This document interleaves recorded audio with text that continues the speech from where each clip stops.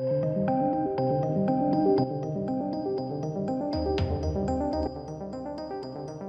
welcome to the channel, ladies and gentlemen. We are taking a look at, I guess, the last dregs of the Rise of Skywalker news.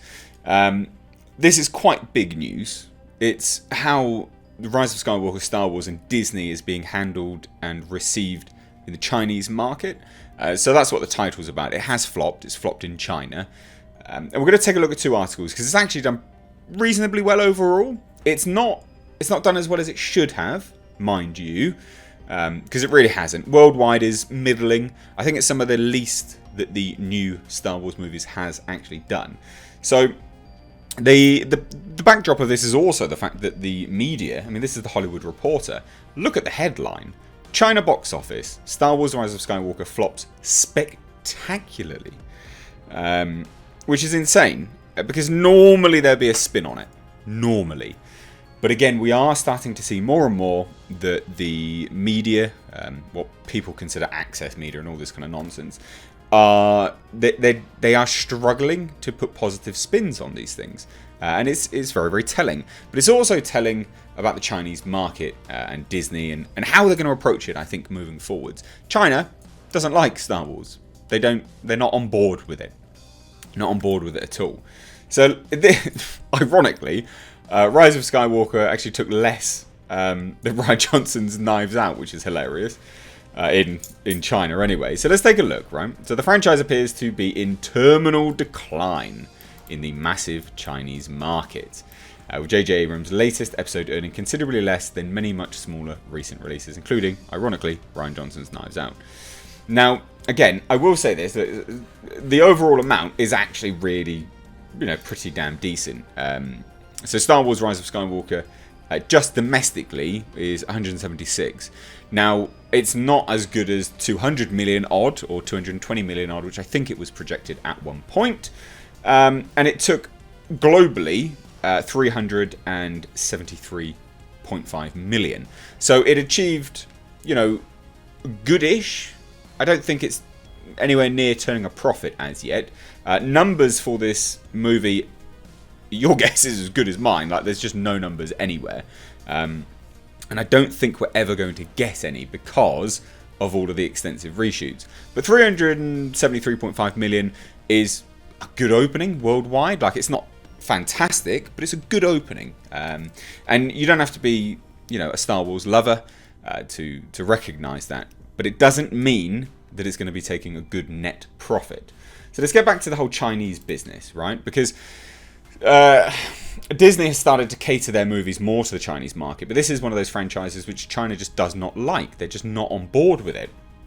And so Star Wars The Rise of Skywalker sputtered back to earth moments after making liftoff in the massive Chinese market over the weekend, opening to a dismal 12 million, including previews. 12 million is utterly atrocious.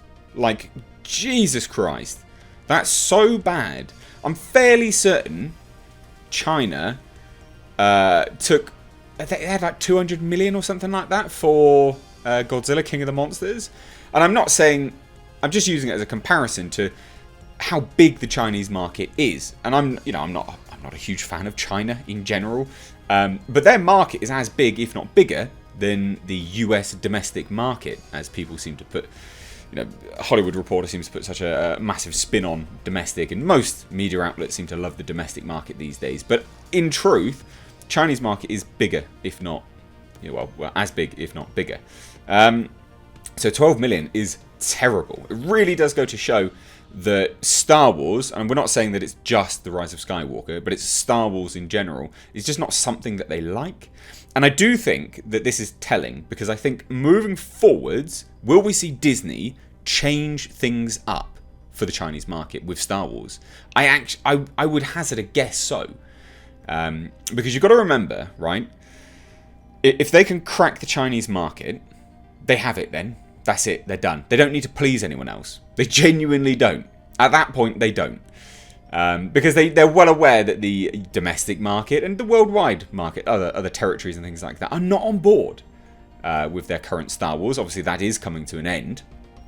But I'm pretty sure they're well aware that most people are probably going to tune out now moving forwards, or there'll be some trepidation, some things like that, some reluctance to race off to the theatre. But if they can crack the Chinese market, they don't need your money anymore. They actually don't need to please you anymore. So I would hazard a guess that things will change. I genuinely think things will change. And to put it into perspective, right, we've got Disney Lucasfilm mega tentpole directed by J.J. Abrams was knocked out cold by Donnie Yen's Ip Man 4 The Finale, which brought in a healthy 46.7 million. No surprise there. Now it was also beaten by a holdover Chinese thriller Sheep Without a Shepherd, which opened to 23 million, but that debuted back in December 13th. So like that's a fair while ago. You know, that it's still continuing. That's its second weekend and it still took more. Nearly double in its second weekend than what Rise of Skywalker did in its opening weekend. It just goes to show, and it's not a hate on Rise of Skywalker, but it goes to show that the Chinese market does not like Star Wars. So will Disney change it? Yes, I definitely think they will. This is a company which is notoriously stringent with its PR, and yet because they've remade Disney's Mulan, haven't they, right? And it's very Chinese focused. It is very Chinese market focused. That movie, the lead actress in that film, came out in support of the Chinese regime and spoke out against the Hong Kong protesters. Now, whatever you think about those things, okay, whether you sit on each political leaning, Disney normally keeps people's mouths shut. They didn't then, because they are trying to please the Chinese market. So I think this is very, very, very, very telling. Very telling. And like I say, right, I'm not just going to hate on it, right? The movie made decent cash. I do think 373.5 million globally is a decent opening weekend. I think most people would be happy with that. Disney won't be happy with this, though. They won't be. And if we follow normal trajectory for these films, next weekend, are we going to see like a 50% drop off? Probably. And if that is the case, this movie may not hit $1 billion. It may not get anywhere near $1 billion, which is funny because obviously, you know, people are saying that, yeah, it's going to limp off to $1 billion and things like this. I don't think it will. I think it may genuinely struggle, right? So it says, though coming in notably behind the last two films in the trilogy, J.J. Abrams' Rise of Skywalker easily banished the competition to a galaxy far, far away with a huge weekend launch of 175.5 million at the North American box office and 373.5 million globally. Domestically, the movie scored the third biggest December debut of all time behind Abrams' own Force Awakens, which opened to 200, let's round it up, 250 million, right?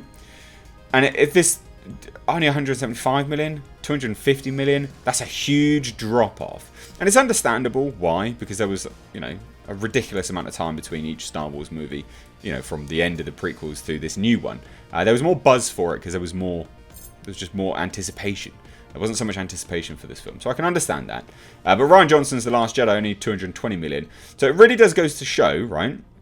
Really does go to show that we're at the end of this saga. This should be the big crescendo, the big final leap.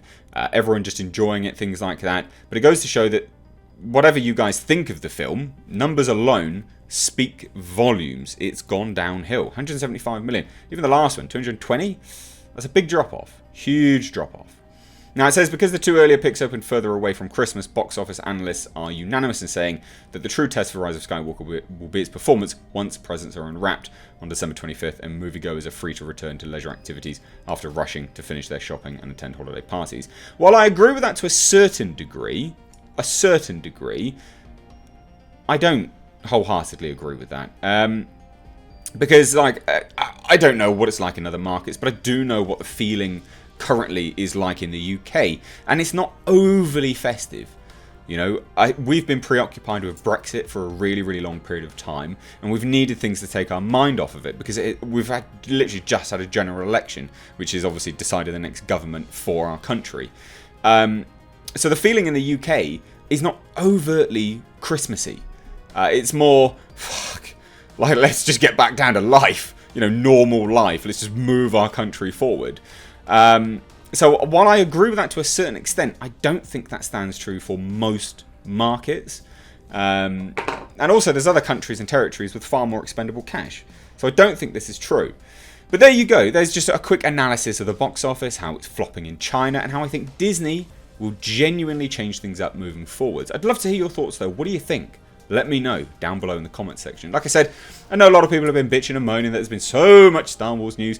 I'm a news channel as well as a review channel. I have to cover these things. And as well, hopefully we've kind of looked at it in a different way, because there'll be many, many people out there discussing all of these reports.